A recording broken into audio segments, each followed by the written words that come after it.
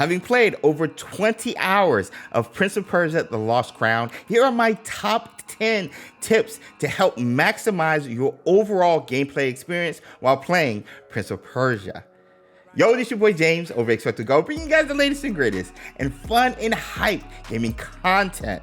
I want to send a special shout out to Ubisoft for sending me an early review code so I can get these videos out to you guys. Learn the combat basics early. Sargon's signature blades are his main weapon throughout the game. Pressing the attack button multiple times allows you to trigger stylish and acrobatic combos, while holding the button charges a more powerful hit. Now, this may seem basic, but combat gets more deep and strategic when applying sweeps, uppercuts, and aerial attacks to continue your combos, allowing you to be very creative with your combat playstyle once you've learned the essential basics. In addition, you'll unlock different gear, weapons, and abilities that extend these combos, maximizing your creativity and overall damage output. One of those abilities maximizing your damage output is the Athra surges. Seen in the bottom left of the UI when unlocked, the Athra surge or gauge increases when you successfully attack and defeat enemies. Once full, you can unleash a flurry of abilities triggered by a sick anime like cutscene, which I thoroughly enjoyed. Now, Athra surges can be offensive, damaging nearby enemies, or defensive, restoring health.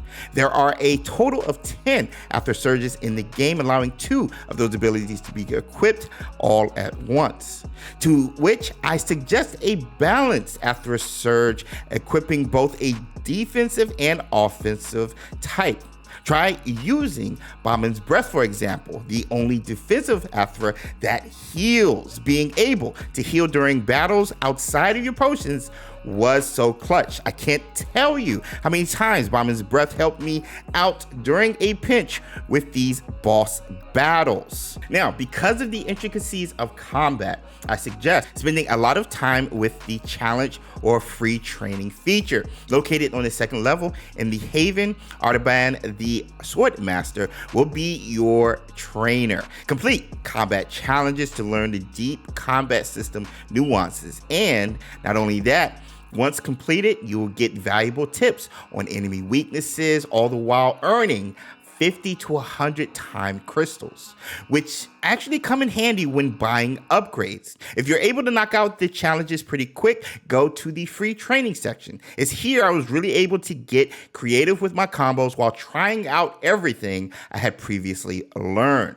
Staying in Haven, you'll not just encounter Artaban, but other helpful NPCs, specifically Kahiva the Blacksmith. It is here you can buy new amulets or exchange resources to upgrade your weapons and amulets. Prioritize upgrading your swords and bows specifically, more so than your amulets. Sargon's swords and bows are always with you, giving you more value than the amulet upgrades that I found myself often switching in and out based on my situation story-wise or location on the map. Speaking of maps, before exploring, you need to understand the type of map Prince of Persia The Lost Crown offers. It's a Metroidvania game where the player travels through a map to collect items and gain new abilities, both of which open up the blocked world to further exploration.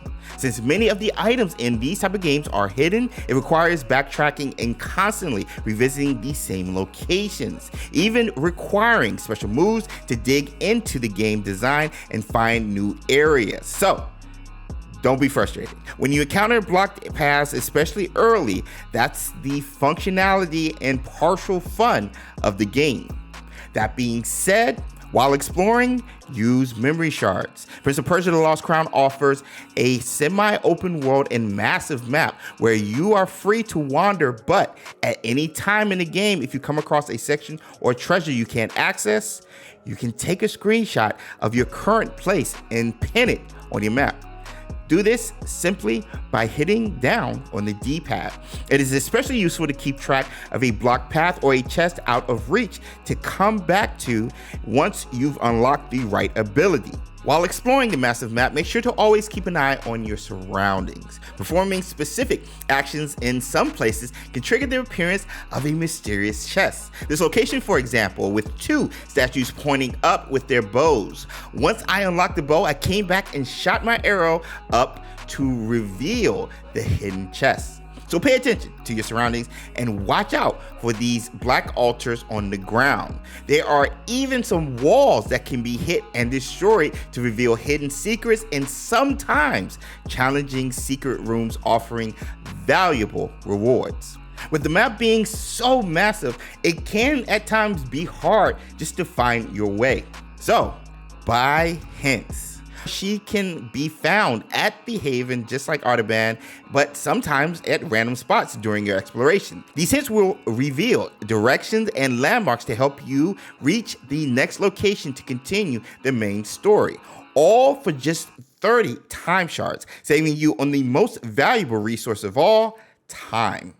With time being so valuable, the worst part of gameplay is discovering a new section of the map and dying immediately, taking you all the way back to a save point you were at maybe 30 minutes ago.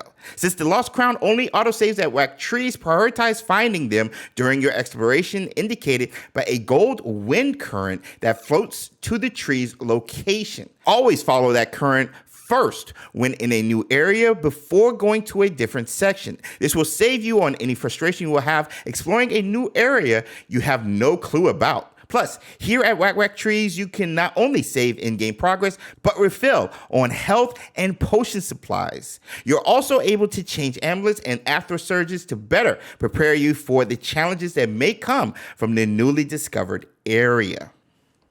The last but quick tip for exploring new areas: use the right analog.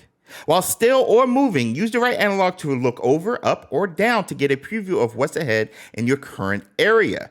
This was a huge and clutch feature when planning platform navigation and even enemy encounters for that portion of the map I was currently in. Now, if you've watched this long, I want to provide you guys with a bonus tip, and also be sure to subscribe and hit that notification bell for more Prince of Persia The Lost Crown content. It really helps the channel and is greatly appreciated. Now, the game can be a challenging experience, but also a welcoming point of entry to the genre.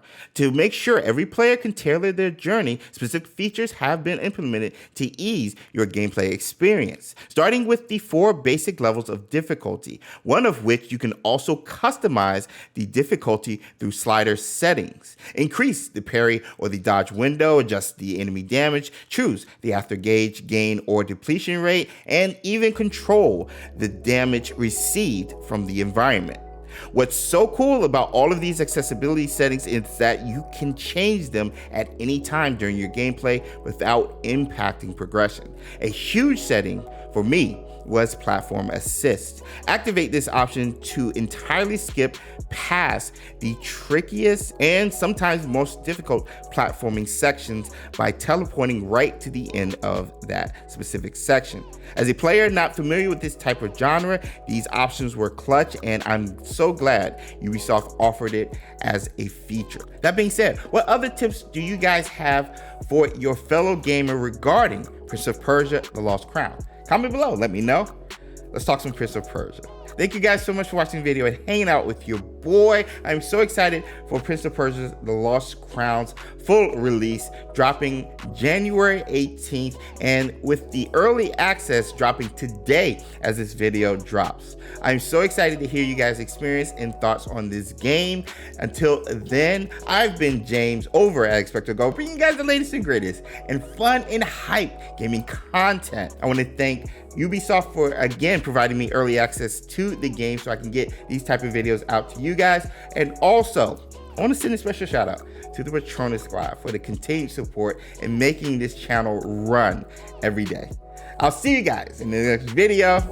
Until next time.